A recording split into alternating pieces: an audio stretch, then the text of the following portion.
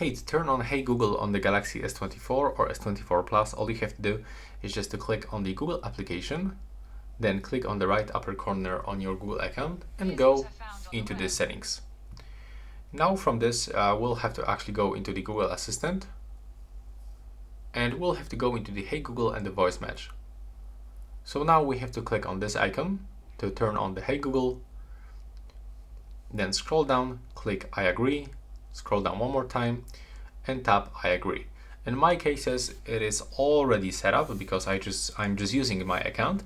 But if you are using your account for the first time on this device, you will get actually the circle and you will have to repeat some phrases for like 5 or even 6 times.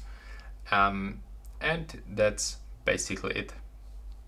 So now just click next, scroll down, tap I agree, and as you can see right now it is finished. So that's all. Right now please subscribe to my channel.